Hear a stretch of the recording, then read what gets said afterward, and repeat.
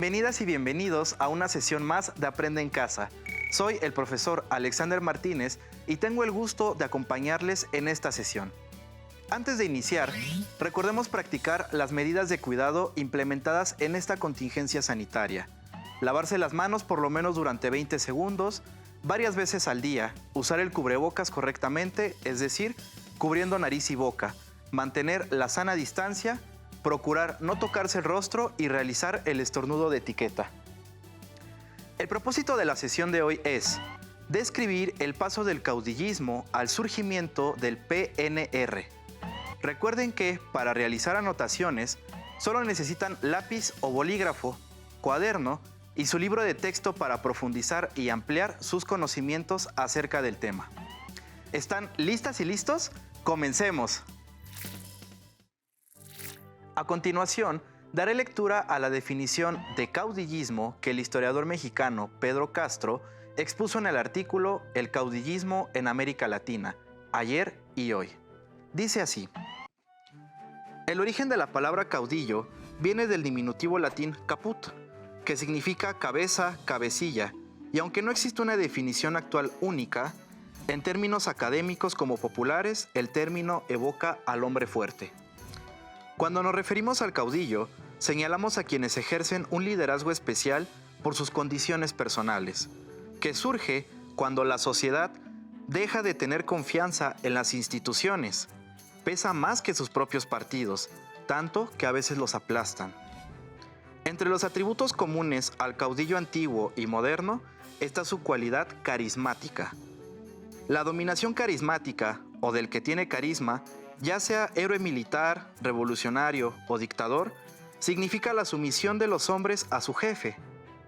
El sustento del carisma es emocional, puesto que se fundamenta en la confianza, en la fe y en la ausencia de control y crítica. Pero el carisma no basta.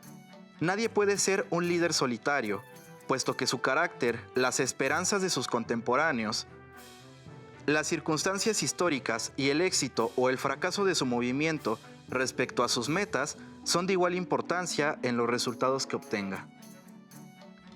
Los caudillos no han sido necesariamente gente con grandes proyectos de cambio social. Lograron organizar y ponerse a la cabeza de cuerpos militares triunfantes y en su momento gozaron de una apreciable legitimidad antes de que su sino político se eclipsara. Un instinto de autodefensa social les hizo aceptables por cientos o miles de seguidores. Y finalmente, el acceso al poder los convirtió en dictadores, marcando la parte final del ciclo. En el caso de México, la revolución ofreció a Álvaro Obregón la posibilidad de convertirse en militar en ascenso y en político de altos vuelos. No fue, como los caudillos de otras épocas, uno que se sustentaba en una estructura política primitiva, calcada de la lealtad personal del peón o campesino hacia el patrón. Su dominio se sustentaba, parcialmente, en una liga de caudillos menores y caciques subordinados, aunque de volátil lealtad. Obregón estableció su poder en la jerarquía revolucionaria, primero local, luego regional y después nacional, gracias a su habilidad para cosechar victorias militares y políticas. Su poder nacional aumentó por dos factores: el apoyo popular y su habilidad para hacer alianzas. El primero era resultado de sus logros bélicos y de su propia personalidad, enérgica y dada al humor al mismo tiempo, y la segunda, de su capacidad para ofrecer un proyecto compartido a sus interlocutores y a pagos políticos. Hasta aquí la lectura. Conozcamos cómo se dio el tránsito entre el caudillismo y la formación de un partido único que, en palabras del sociólogo Pablo González Casanova, logró su control. La muerte de Venustiano Carranza significó el inicio del predominio de los generales sonorenses, el grupo triunfador de la Revolución Mexicana que tendría un papel determinante en la consolidación del Estado posrevolucionario y en el establecimiento de las nuevas instituciones sobre las que se asentaría el desarrollo nacional de las siguientes décadas. Aunque Álvaro Obregón encabezó la rebelión contra Carranza, promovió que el Congreso nombrara a Adolfo de la Huerta, entonces gobernador de Sonora, como presidente sustituto encargado de pacificar el país y convocar a elecciones. De la Huerta se encargó, con eficacia, de consolidar la alianza que había permitido el derrocamiento de Carranza e incluyó en su gabinete a representantes de los zapatistas. El otro caudillo, Francisco Villa, quien había hecho las paces con De la Huerta y se había retirado a la vida civil, fue asesinado. Con eso, la carrera presidencial de Obregón quedó libre de obstáculos y derrotó fácilmente a Alfredo Robles Domínguez en la elección presidencial con el 96% de los votos emitidos. Obregón asumió la presidencia el 1 de diciembre de 1920. Además de su genio militar, el caudillo sonorense había demostrado una notable habilidad política para establecer alianzas. Fortaleció el poder del Estado mediante la subordinación de las organizaciones populares y de los distintos grupos políticos. Particularmente, se alió con los dirigentes zapatistas, que fueron la base sobre la que se fundó el Partido Nacional Agrarista, que se convirtió en uno de los soportes principales de su gobierno, y a cambio les permitió gobernar el estado de Morelos. Durante su mandato, entregó 1.2 millones de hectáreas en propiedad definitiva y otras 3.2 millones de manera provisional a 400,000 familias campesinas. Aunque era todavía una cantidad insuficiente, significaba el inicio de la esperada reforma agraria que tuvo en Obregón a un convencido partidario del desarrollo capitalista en el campo, con la pequeña propiedad como eje. Uno de los aspectos más notables y trascendentes de la gestión obregonista fue su política educativa, llevada a cabo por José Vasconcelos desde la Secretaría de Educación Pública, quien obtuvo el porcentaje más alto de recursos federales que se hayan destinado a la educación, al asignársele el 15% del presupuesto.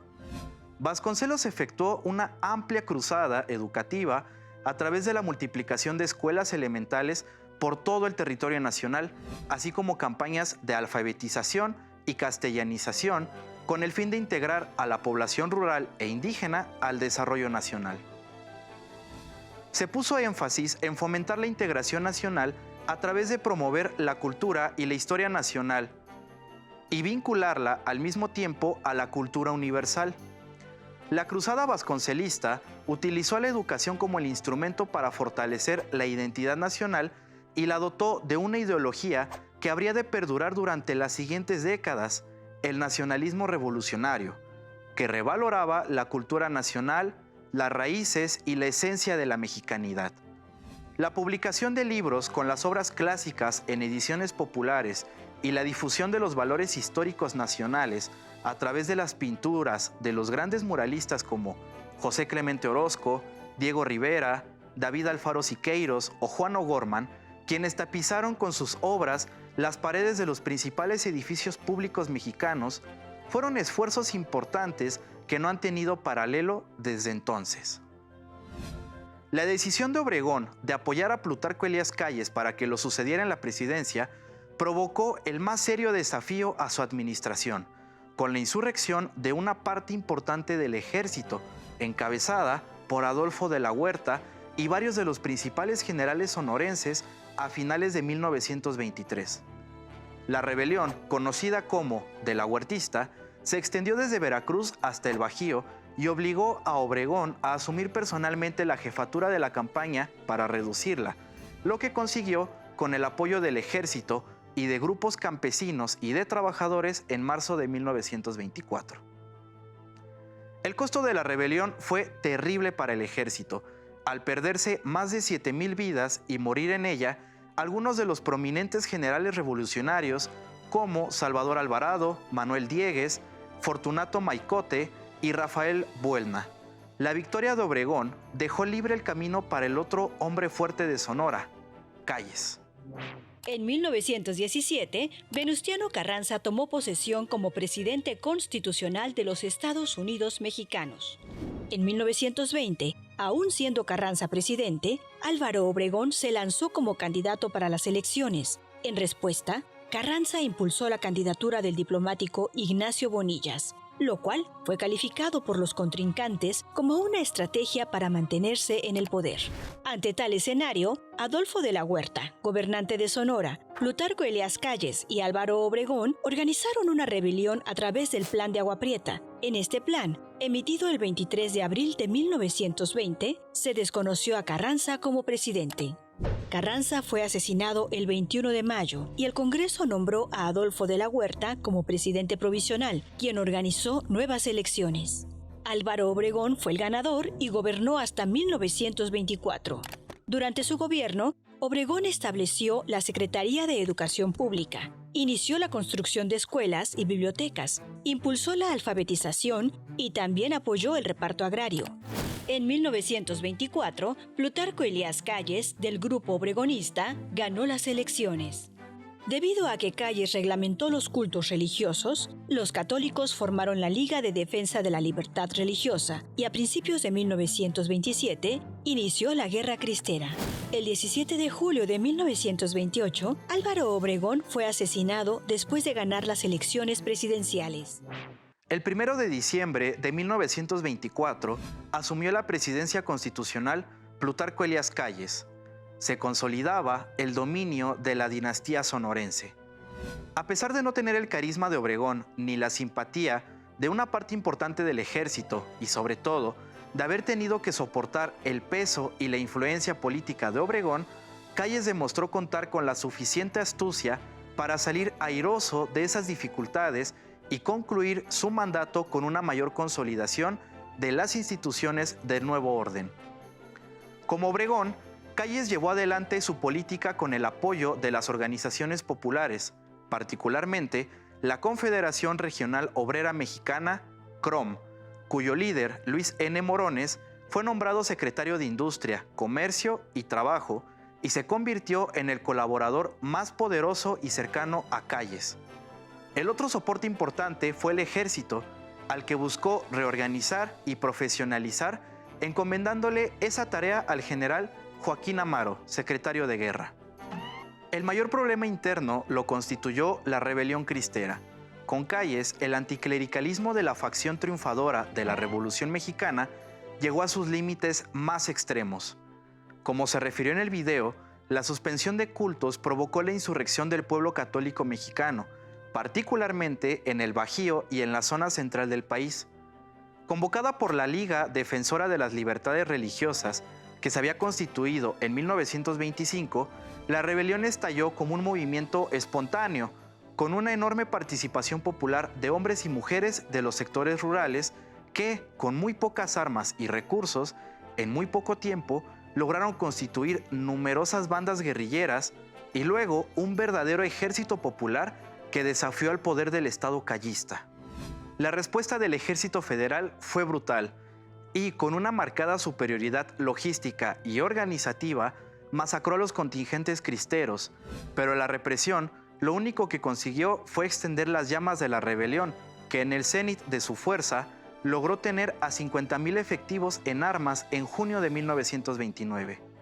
La rebelión cristera, conocida así por su lema de Viva Cristo Rey, no contó con la aprobación ni el apoyo de la jerarquía eclesiástica mexicana ni del Vaticano, aunque hubo muchos sacerdotes y curas rurales que se sumaron a ella.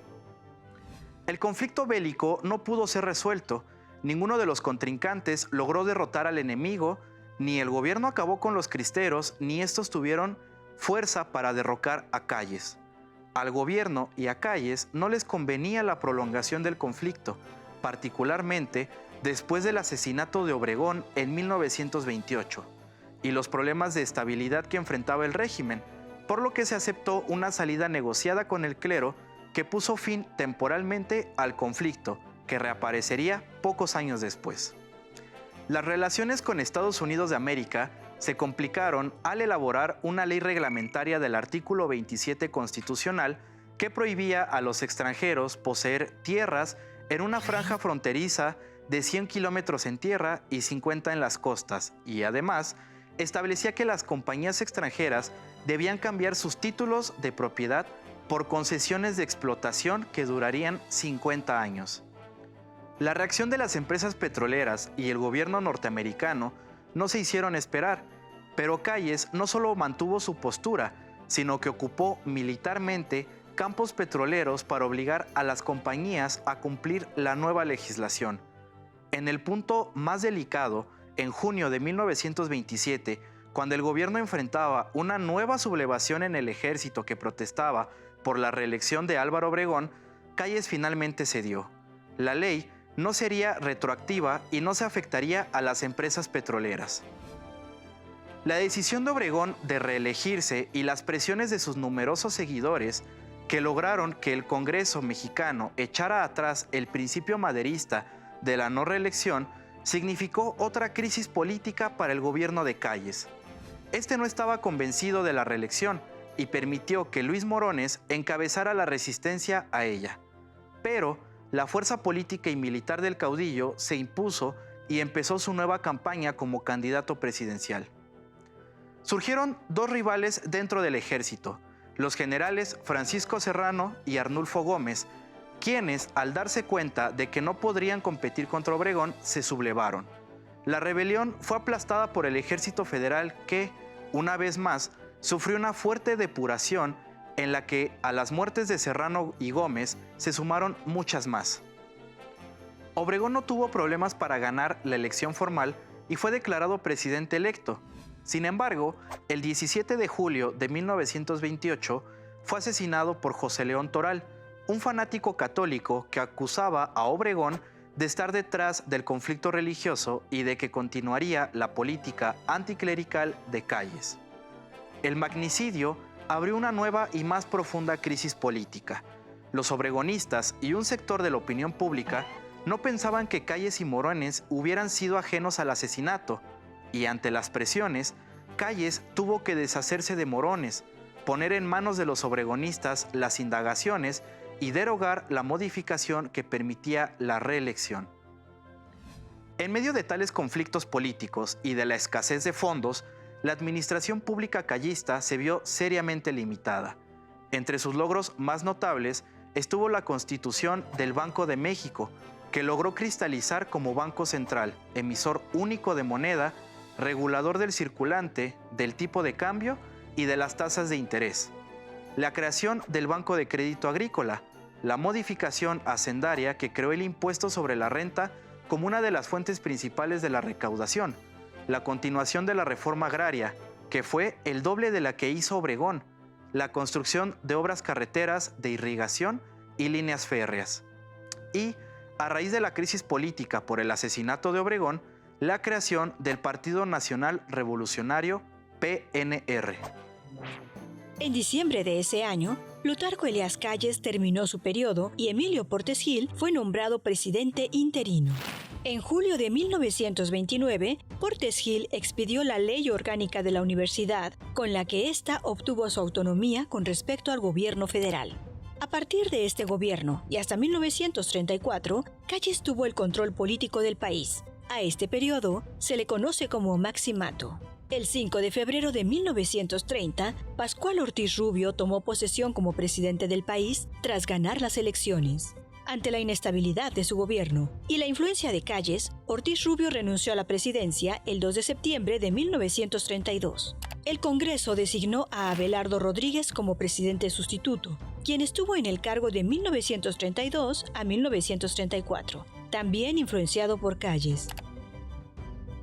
El 1 de julio de 1934, el general Lázaro Cárdenas ganó las elecciones. Su llamado Plan Sexenal consistió en una serie de reformas sociales y económicas. A partir de este año, el periodo presidencial se amplió de 4 a 6 años. Como mencionaron en el video, se denomina Maximato al periodo que va desde la muerte de Obregón hasta mediados de 1935, periodo en que la escena política mexicana estuvo dominada absolutamente por Calles, el jefe máximo de la revolución. Con habilidad, ante la fuerza de los obregonistas y de otros jefes militares importantes, Calles ideó un mecanismo que pusiera fin a los conflictos internos. Propuso la creación del Partido Nacional Revolucionario, pensado como el organismo político que aglutinara a todos los caudillos y caciques regionales, a los partidos políticos nacionales y locales y a las organizaciones populares para que en su interior se discutieran las distintas posiciones políticas y candidaturas y se actuara hacia el exterior como un solo frente. De acuerdo con Calles, había llegado la hora de pasar del país de caudillos, que era el México de entonces, a un país de instituciones, donde la discusión y la lucha política se diera de manera institucional. El PNR nacería como un mecanismo político creado por la élite política con el objetivo de mantener el poder en manos de la familia revolucionaria. Desde el principio y durante su desarrollo posterior, hubo una simbiosis entre el PNR y el Estado posrevolucionario. El PNR no tuvo nunca independencia económica ni política, puesto que el gobierno financió siempre sus gastos y siguió siempre los dictados de Calles en su primer momento y de los presidentes en turno en los gobiernos posteriores. El PNR nació el 4 de marzo de 1929 y evolucionó desde entonces como un partido de Estado. Al prepararse las elecciones extraordinarias que elegirían al sucesor de Obregón, Calles impuso a Emilio Portes Gil como presidente provisional, quien tomó posesión el 1 de diciembre de 1928 con la encomienda de calmar los ánimos, preparar la elección y continuar con la política económica de Calles. Los principales logros de la gestión de Portes Gil fueron la conclusión del acuerdo que puso fin a la Cristiada en junio de 1929, la concesión de la autonomía a la Universidad Nacional y la continuación de la reforma agraria que se había detenido en la etapa final del gobierno de Calles.